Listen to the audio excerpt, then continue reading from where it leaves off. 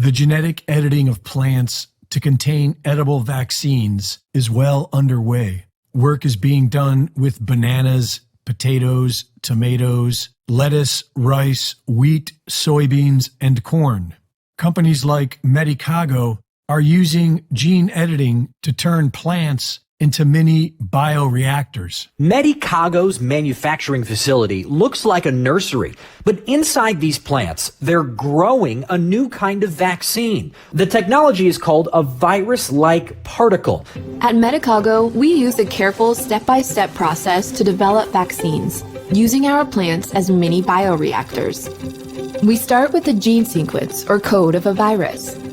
We then use our technology to synthesize the virus code into a real biological product.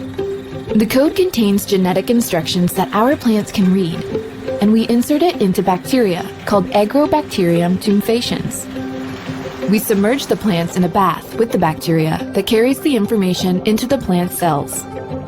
And using a vacuum, we suck out the air between the plant cells and replace it with the liquid. The plants absorb it like a sponge.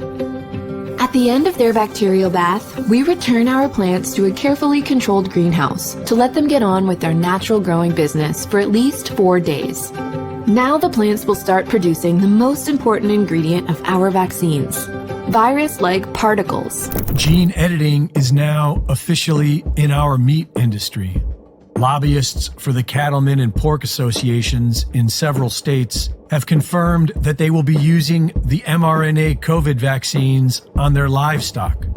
Attorney Tom Renz has been warning that there is no law requiring anyone to give informed consent for vaccine food.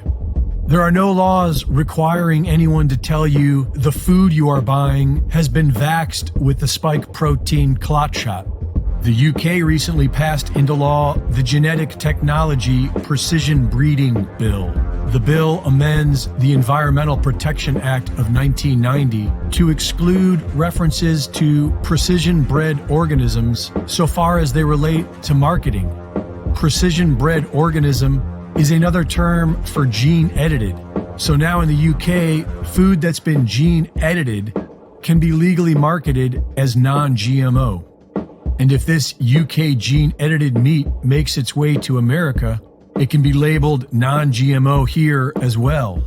And so long as it's butchered in America, it can be labeled product of USA.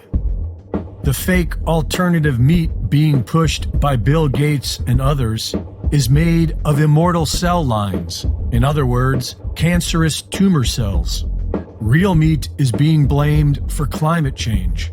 And a recent independent study suggests that most of our meat is already contaminated. Using infrared spectroscopy and electron microscopy, Dr. Anna Maria Mialcia has been studying the blood of the vaxxed and the unvaxxed for over a year now.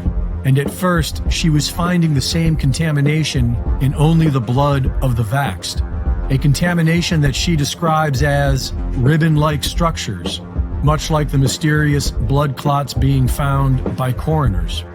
But lately she's been finding these ribbon-like structures in the blood of the unvaxxed as well. By measuring the frequency of one of these mysterious rubbery blood clots, Dr. David Jenigan has developed a way of detecting the same frequency in the vaxxed. Recently, he's found this unique frequency in the meat being sold in his local grocery store, and asked Dr. Mialcia to confirm his findings. Her microscopy showed that the blood samples taken from products in the grocery store were all contaminated with the similar ribbon-like structures found in the blood of the vaxxed. Most of the meat in the grocery store is from overseas, and if we want to eat uncontaminated meat, we'll have to start buying direct from farms in America that still produce all-natural organic protein and take back control of our democidal